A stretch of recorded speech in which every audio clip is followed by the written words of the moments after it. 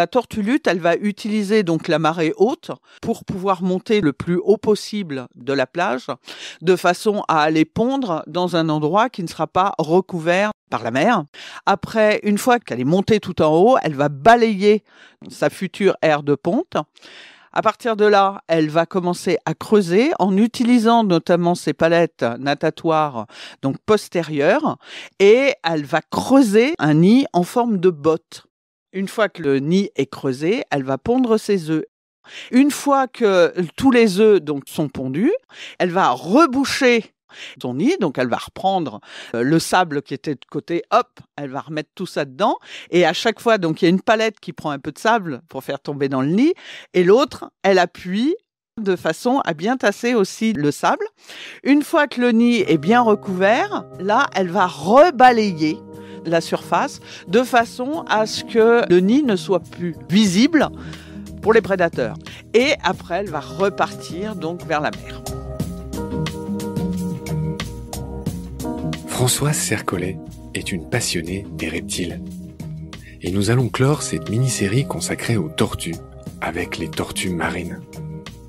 Il n'existe plus que 7 espèces au monde, et nous allons donc parler de chacune d'elles.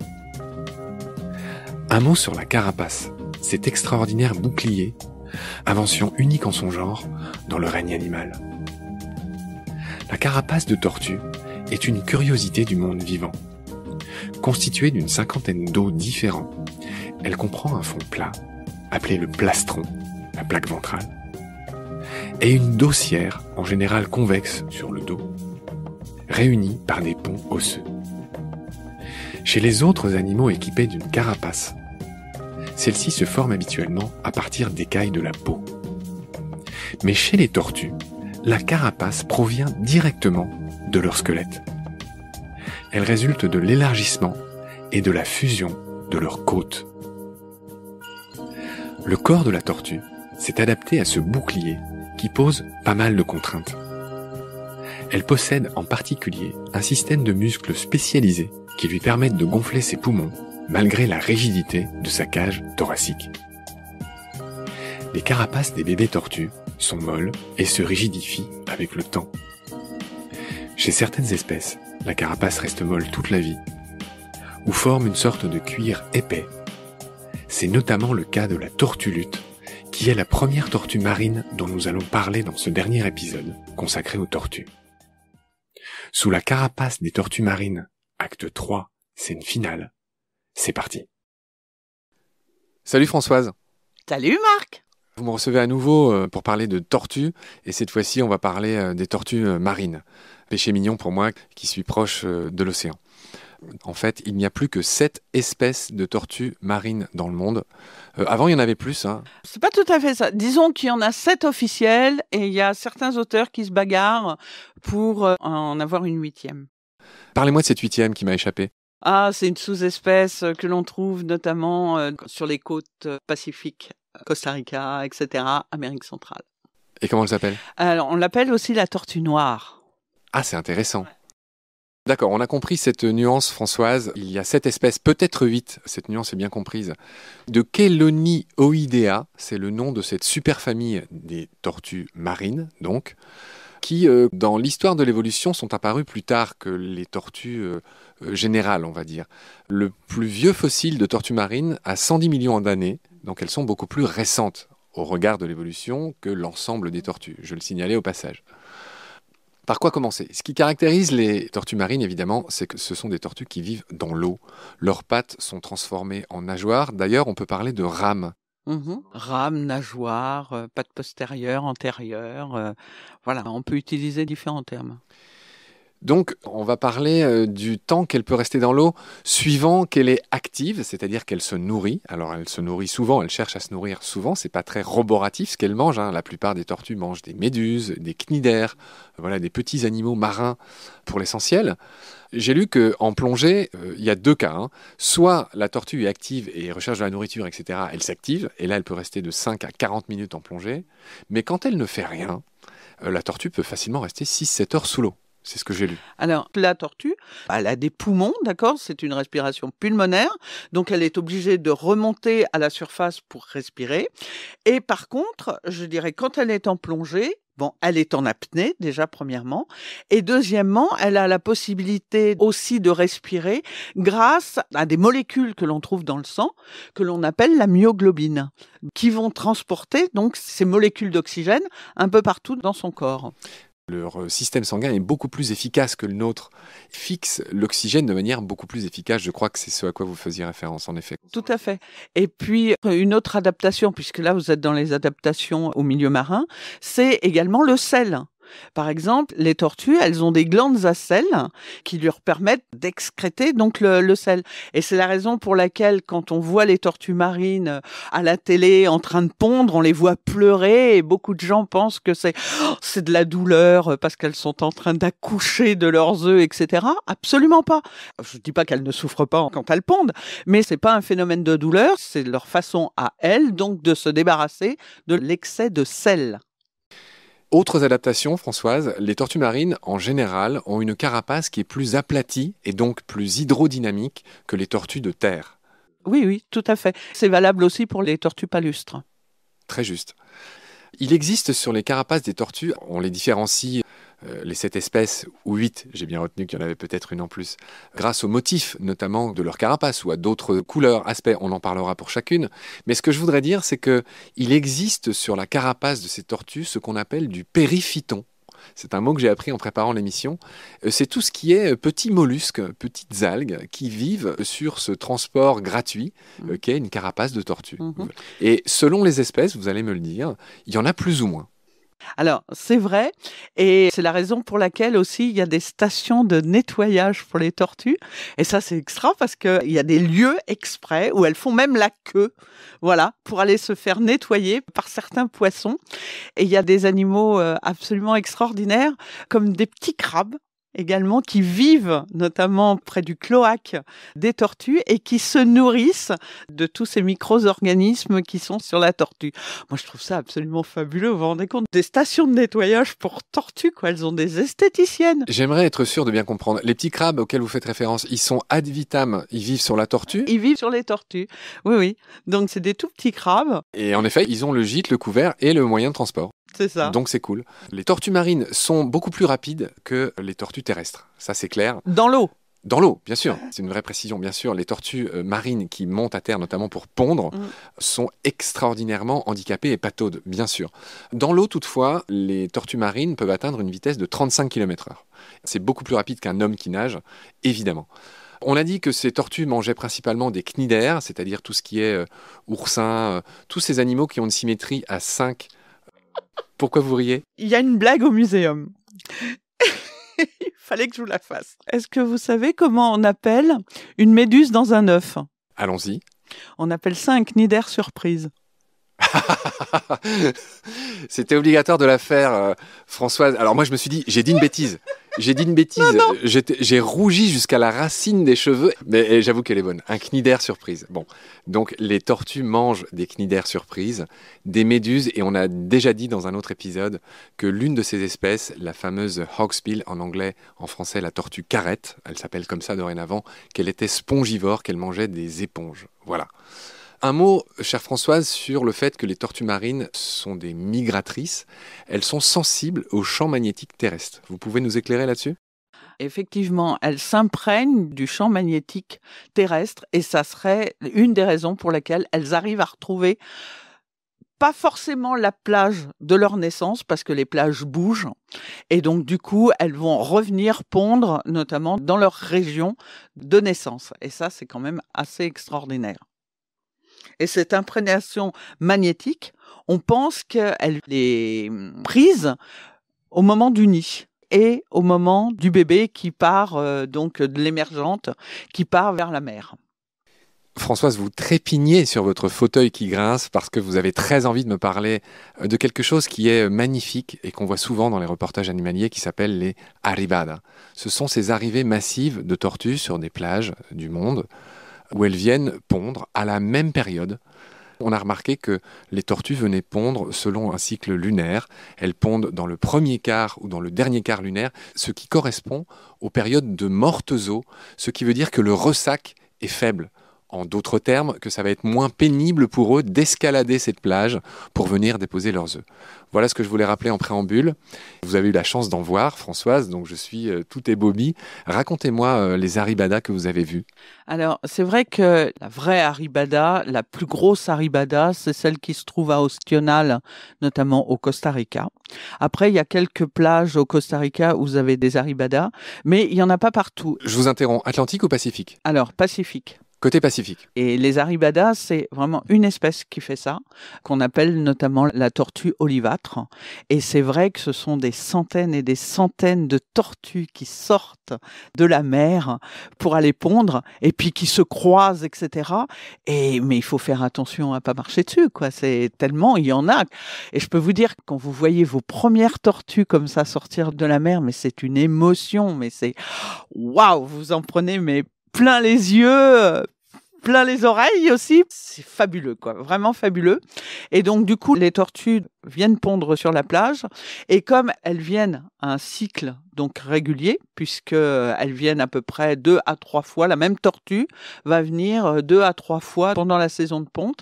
Et après, elle peut rester plusieurs années sans revenir pondre. D'accord? Et notamment au Costa Rica, puisque c'est vraiment l'endroit où on assiste à ces aribadas. Ça commence au mois d'octobre jusqu'au mois de décembre. Et c'est vrai que le gros problème de ces tortues, c'est qu'elles viennent pondre et en pondant, elles vont creuser et donc déterrer notamment les œufs des collègues. Donc du coup, il y a un plan de développement durable qui s'est mis en place sur cette plage où là, les habitants ramassent les œufs sur un certain linéaire et pendant un certain temps pour pouvoir les vendre.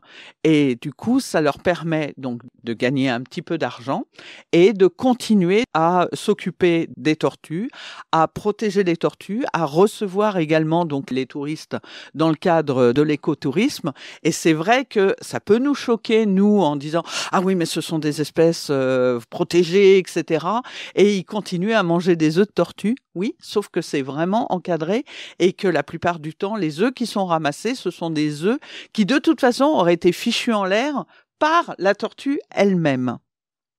C'est bien noté, Françoise. Comme je l'ai déjà précisé, mais je le redis maintenant, dans le cas des tortues marines, les œufs sont bien ronds parce qu'elles en pondent beaucoup, contrairement à certaines autres espèces de tortues qui en pondent moins. Et dans ce cas-là, les œufs sont ovales. C'est notamment le cas de certaines tortues de terre.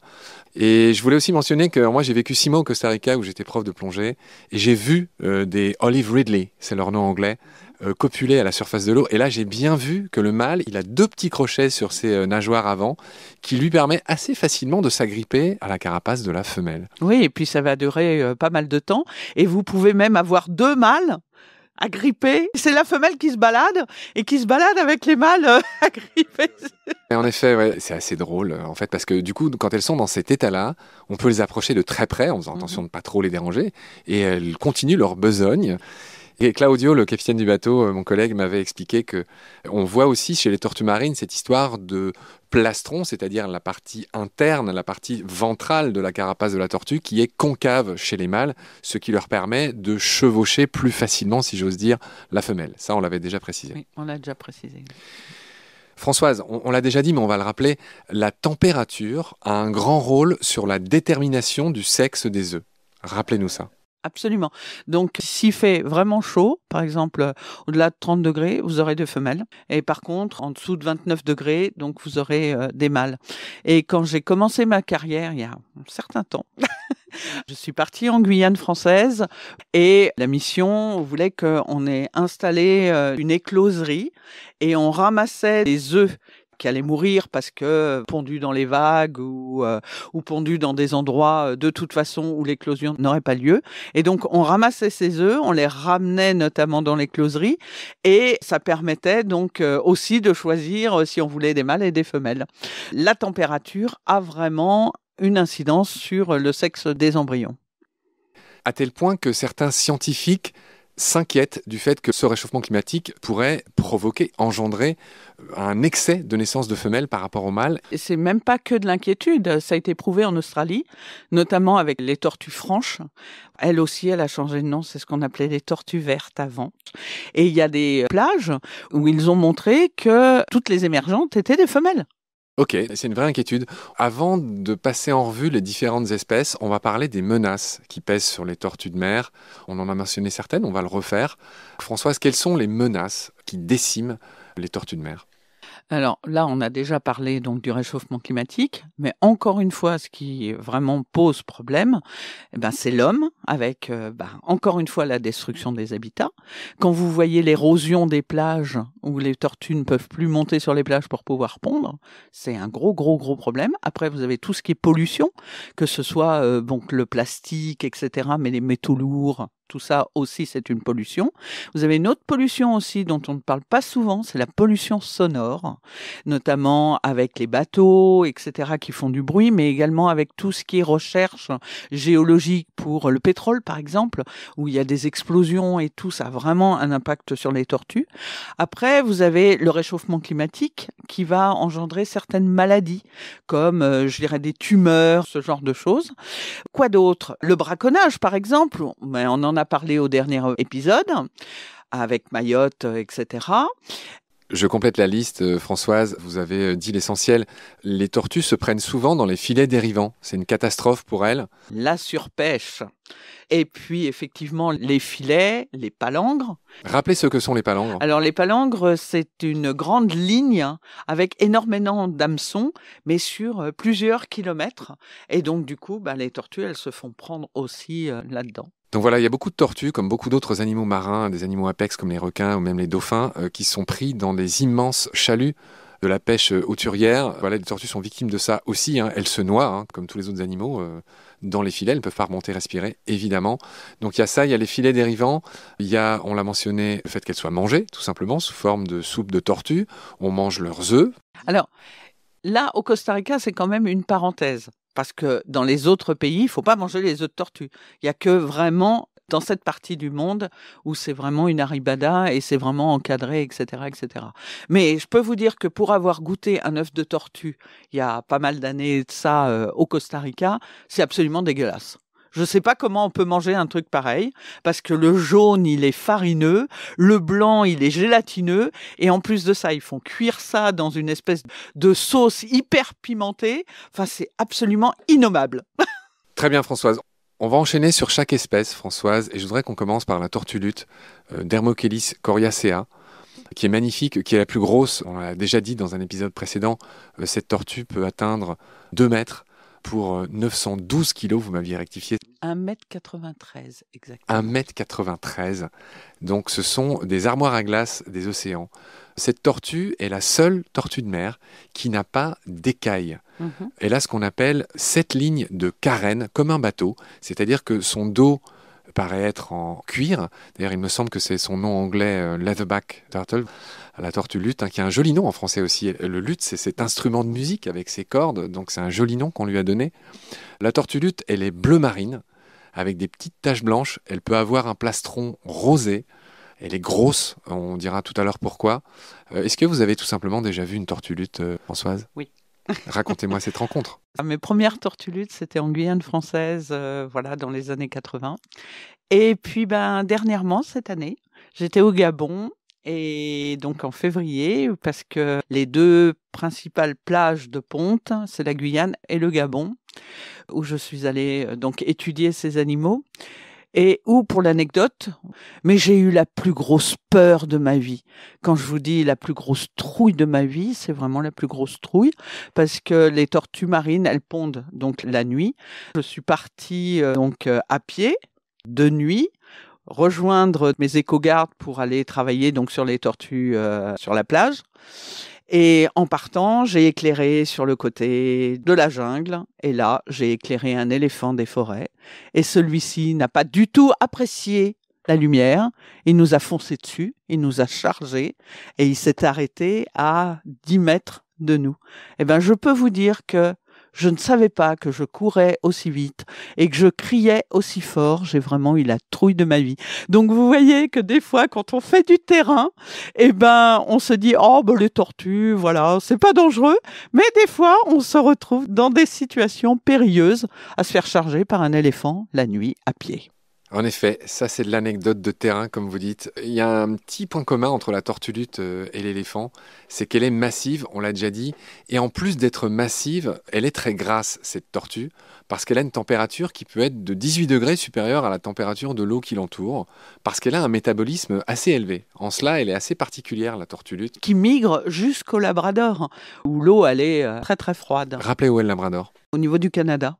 J'ai lu que, en fait, sa nidification était composée de 7 étapes, et je voudrais qu'on les détaille. C'est-à-dire que la première étape, c'est évidemment l'ascension. Oui. La tortue lutte, elle va utiliser donc la marée haute pour pouvoir monter donc le plus haut possible de la plage, de façon à aller pondre dans un endroit qui ne sera pas recouvert, notamment par l'eau, par la mer. Elle va sortir de l'eau, donc elle va atterrir sur la plage. Ça, c'est vraiment la première étape. Après, une fois qu'elle est montée tout en haut, elle va balayer sa future aire de ponte. À partir de là, elle va commencer à creuser en utilisant notamment ses palettes natatoires donc postérieures, et elle va creuser un nid en forme de botte. Une fois que le nid est creusé, elle va pondre ses œufs. Et là, elle va pondre différents œufs. C'est-à-dire qu'il va y avoir des œufs qui vont être ronds, comme vous parliez tout à l'heure, mais vous allez en avoir d'autres qui ne vont pas être fécondés. Donc, ce sont plutôt des ovules. Et ces œufs sont infertiles et ils vont être pondus en même temps que les œufs. D'accord ? Et alors, pourquoi elles font ça ? Déjà pour maintenir finalement le nid en place.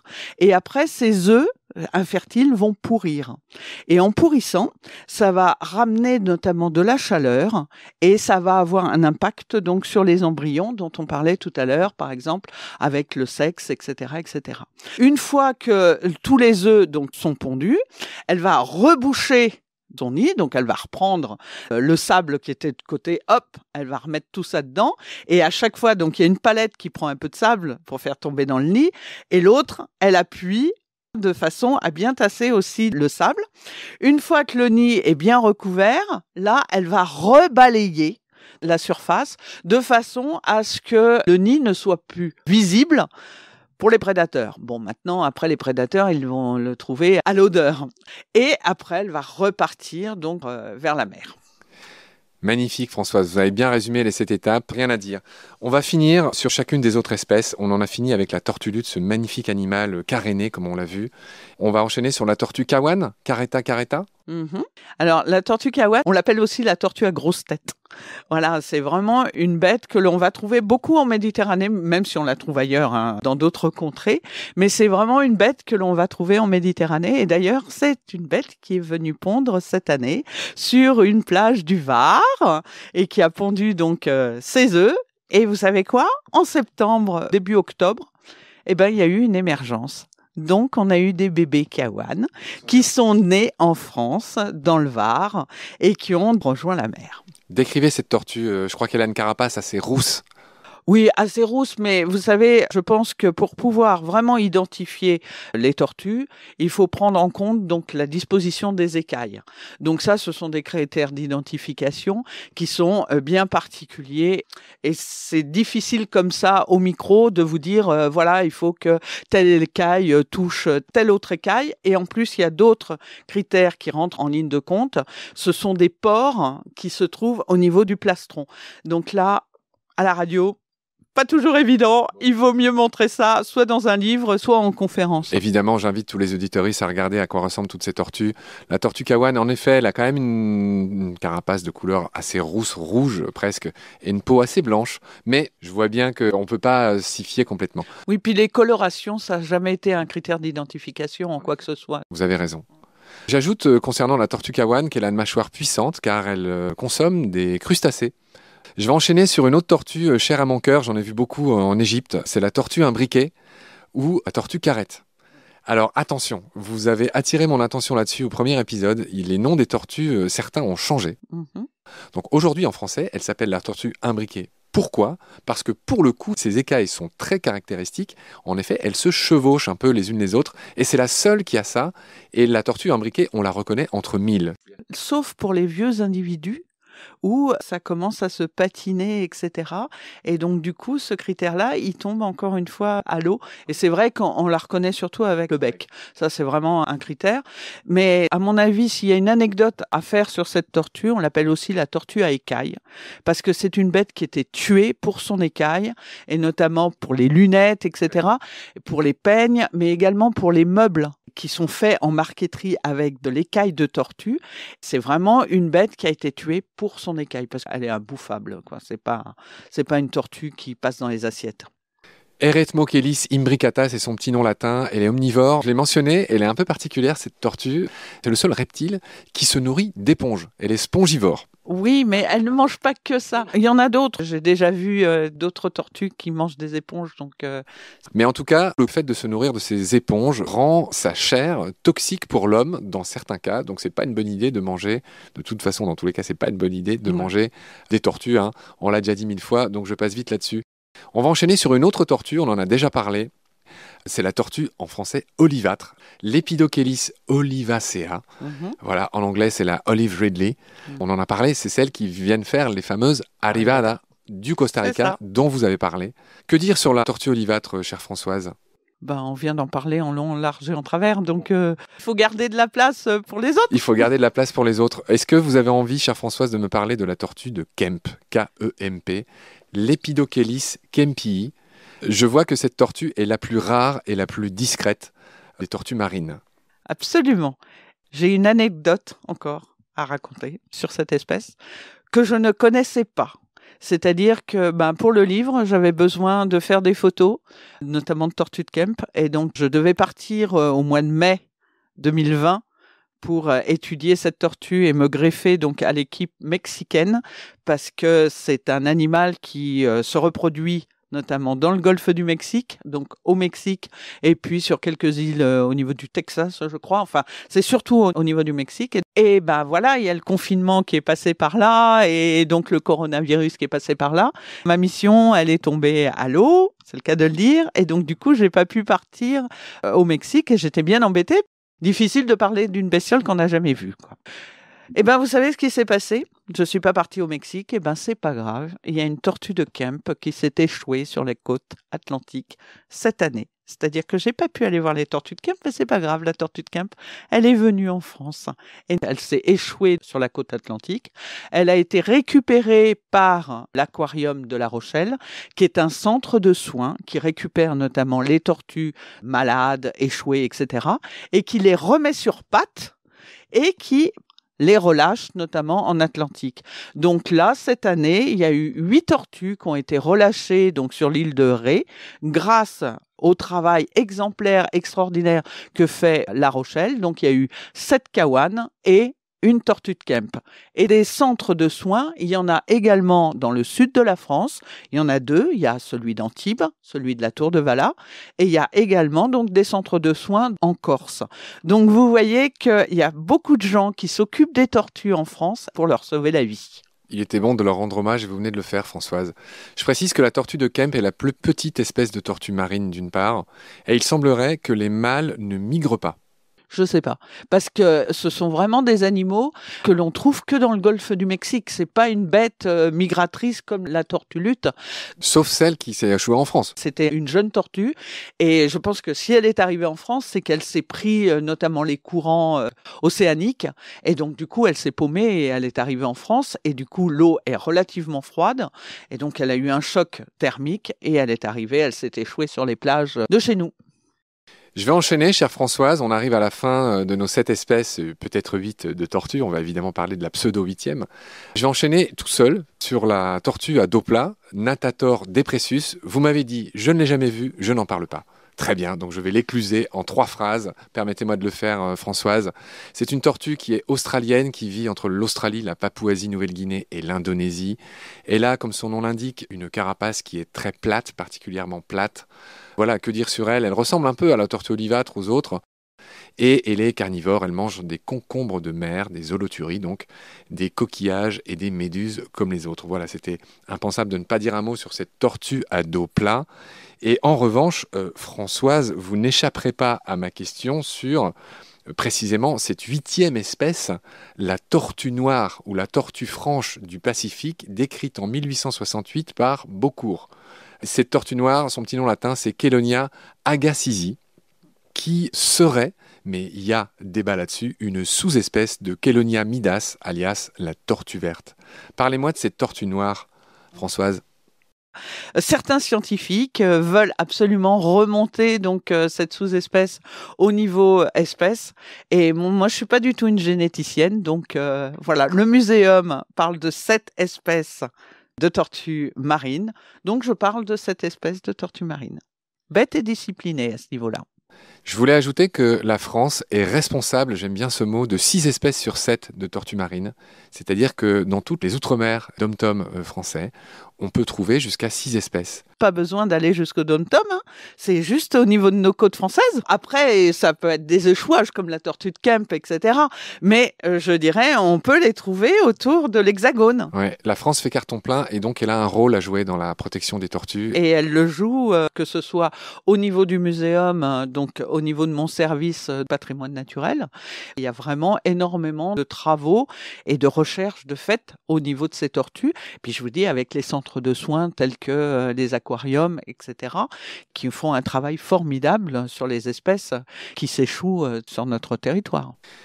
On arrive à la fin de cette émission, chère Françoise. J'étais absolument honoré et ravi que vous nous accueilliez. Je dis nous parce que je suis avec Romane, qui est mon équipière sur Baleine sous Gravillon. Et je la remercie parce que c'est elle qui a préparé cette émission. Donc je lui tire mon chapeau et je lui dis tous mes remerciements. Je vous remercie vous aussi, Françoise. Merci beaucoup. De nous avoir accueillis dans ce bureau, mémorable, magnifique. En tout cas, on était très à l'aise, vous nous avez accueillis comme une reine. Merci, Françoise. Je vous laisse le dernier mot et je vous dis tout simplement à bientôt. Merci beaucoup. Et puis, vive la protection des tortues et puis de la nature. Et puis, ouvrez les yeux. Voilà, ouvrez les oreilles, ouvrez le nez, sentez la nature, vivez la nature tant qu'elle existe encore. Merci Françoise, salut, à bientôt. Salut, à bientôt.